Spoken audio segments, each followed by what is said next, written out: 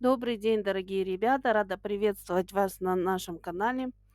И вашему вниманию русский язык и литература, 9 класс, раздел номер 3, «История и личность», параграф 24-25, «Певец свободы». Сегодня на уроке вы продолжите знакомство с творчеством Александра Сергеевича Пушкина, вспомните произведения, которые вы изучали, читали. Будете тезисно формулировать главные мысли на основе прочитанных текстов, сравнивать портрет Пушкина со словесным описанием внешности поэта, представленным его современницей. Александр Сергеевич Пушкин – великий русский поэт, прозаик, драматург, создатель национального литературного языка. Он родился 6 июня 1799 года в Москве в семье отставного майора Сергея Львовича Пушкина, принадлежавшего к старинному, но обедневшему дворянскому роду. Мать поэта Надежда Осиповна была внучкой Ибрагима Ганнибала, выходца из Северной Абиссинии. Пушкин получил домашнее образование у гувернеров и учителей французов, но русские народные сказки, звучавшие из уст его няни Арины Родионовны, раскрыли перед будущим поэтом всю красоту русского языка, пробудив в нем любовь к простому народу. В 1811 году Пушкин поступил в Царско-сельский лицей, закрытое учебное заведение в Царском селе, ныне город Пушкин. Именно здесь проходило формирование Пушкина как поэта и гражданина. Итак, читаем и обсуждаем. Упражнение номер 1. Ознакомьтесь с описанием внешности Пушкина, данным современницей поэта Нащекиной, и сравните с портретом, созданным художником Кипринесским на странице 111. Определите тип текста, какое существительное в главном предложении характеризует придаточное определительное в выделенном сложно подчиненном предложении. Пушкин был невысок ростом, шатен, с сильно вьющимися волосами, с голубыми глазами необыкновенной привлекательности.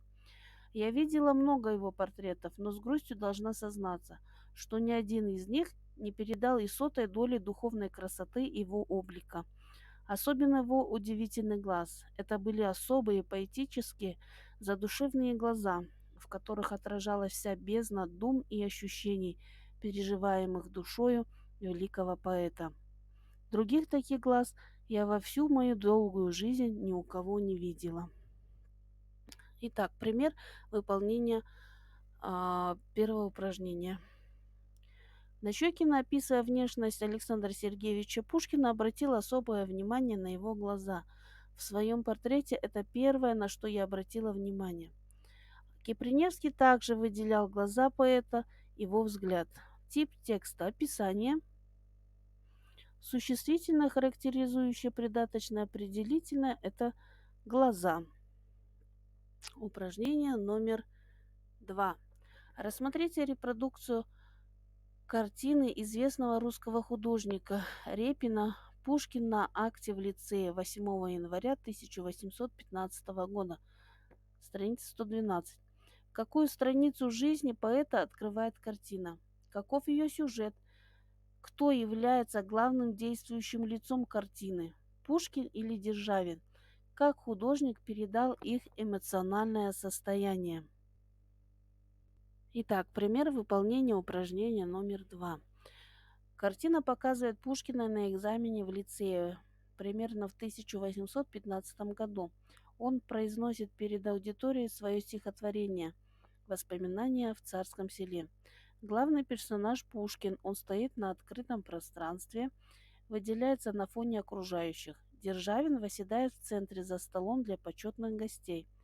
Услышав первые строчки стихотворения, он наклоняется ближе, чтобы лучше слышать стихи поэта. Настроение картины – радость, восторг юности, вдохновение и смелость.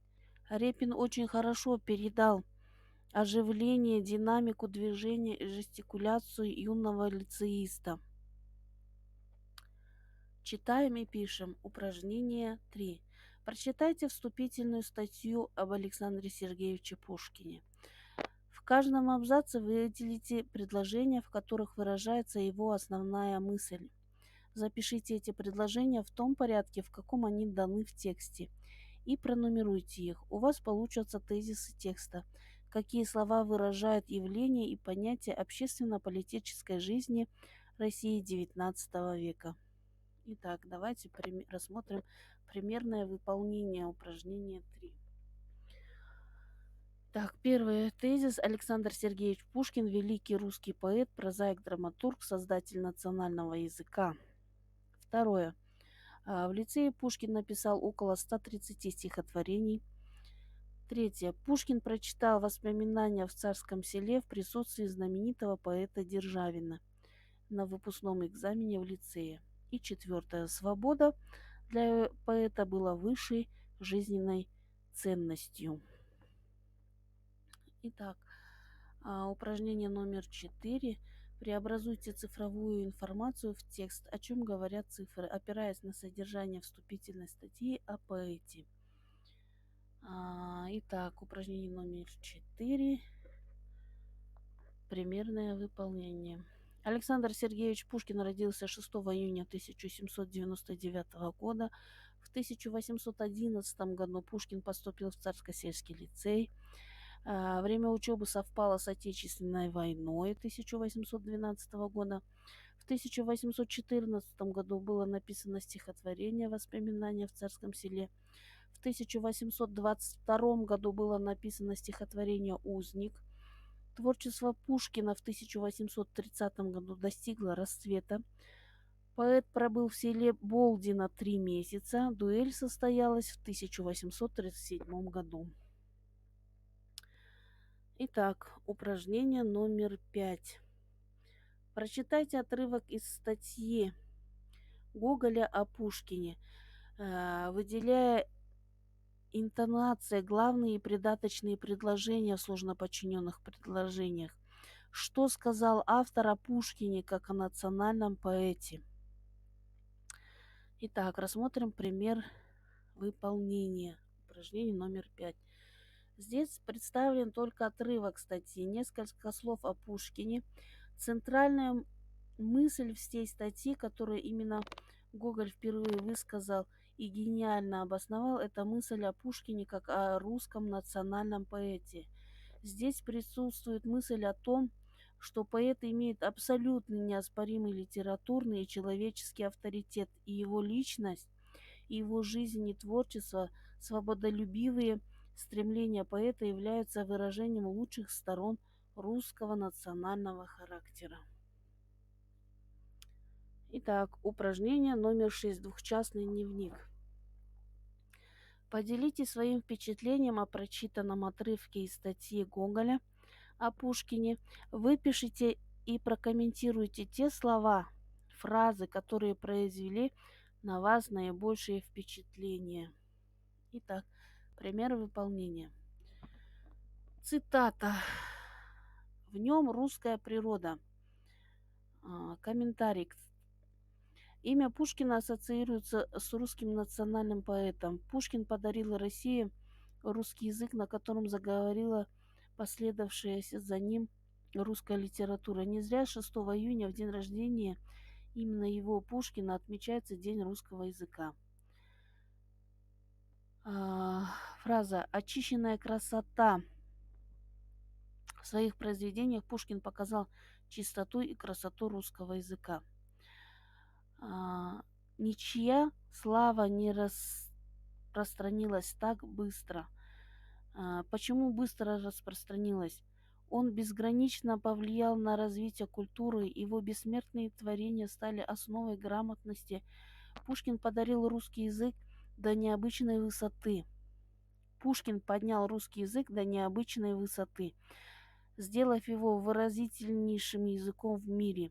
Гоголь связывает с поэзией Пушкина великую перемену, которая произошла в русской литературе в 30-е годы. Цитата. «Столько величия, простоты и силы, сколько у Пушкина». Пушкин умел увидеть мир таким, каким он был в его время, и вместе с тем, каким он должен быть в бесконечном стремлении человека к светлому идеалу гармонии. Так, упражнение номер 7.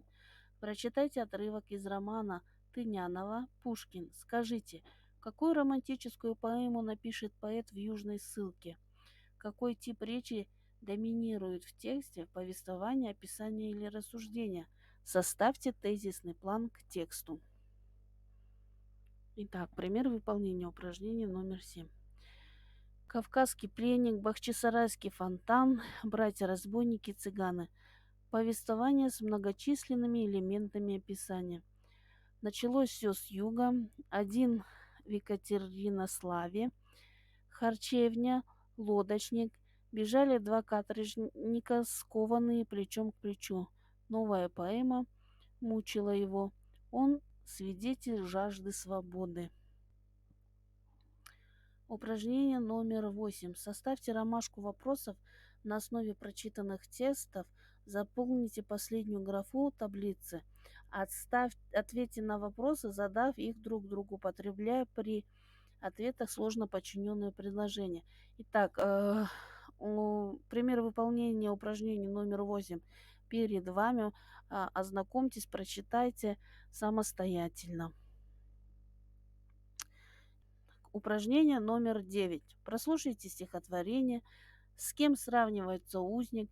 Куда уносит мечта лирического героя? Какое сложно подчиненное предложение со значением места использовано в стихотворении? Итак, узник. Сижу за решеткой в темнице сырой, вскормленный в неволе орел молодой. Мой грустный товарищ, махая крылом, кровавую пищу клюет под окном. Клюет и бросает, и смотрит в окно, как будто со мною задумал одно. Зовет меня взглядом и криком своим, и вымолвить хочет: давай улетим.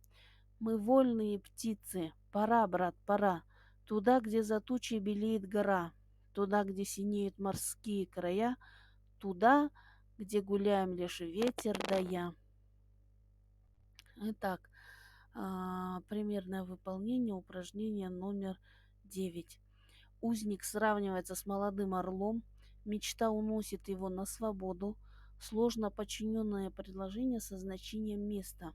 Мы вольные птицы, пора, брат, пора, туда, где за тучей белеет гора, туда, где синеют морские края, туда, где гуляем лишь ветер да я.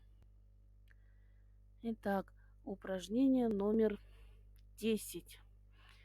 Разделите стихотворение «Узник» на отдельные картины и эпизоды. Озаглавьте их цитатами из текста и запишите в левой графе, а в правой опишите те чувства, которые испытывает лирический герой. Итак, с вариантом выполнения упражнения номер 10 ознакомьтесь самостоятельно. Вот вам пример. Следующее упражнение номер 11. Александр Пушкин рано входит в нашу жизнь. Сначала это чудесный сказочник, потом прекрасный поэт, прозаик, произведения которого проникнуты высоким гражданским мотивом. Какие ассоциации возникают у вас, когда вы слышите имя поэта? Составьте синквейн, связанный с именем Александра Сергеевича Пушкина. Представьте его на авторском стуле. Так.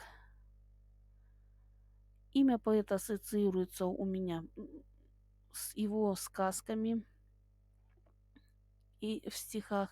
Сказка о попе и работнике его балде, поэма «Руслан и Людмила». Также в моей памяти всегда всплывает портрет Александра Сергеевича Пушкина. Это примерный ответ. И синквейн. Тоже также можно ознакомьтесь самостоятельно с синквейном. А у нас дальше упражнение номер 12. Выскажи свою позицию. Спишите эпиграф, данный в начале урока, и прокомментируйте его, опираясь на материал урока. Так, здесь примерная позиция. Каждый может свою записать, ну, вам для ознакомления. Итак, упражнение номер 13. Лестница успеха. Я узнал, я научился, мне было интересно. Ну, это самостоятельно заполняется. Оцените свою работу на уроке, какие виды сложноподчиненных предложений вы употребляли. Тут также, если вы затрудняетесь с ответом, 3 варианта ответа есть, можете записать. Спасибо за внимание. Не забываем подписываться, ставить лайк, писать комментарии, задавайте вопросы. Спасибо большое за внимание.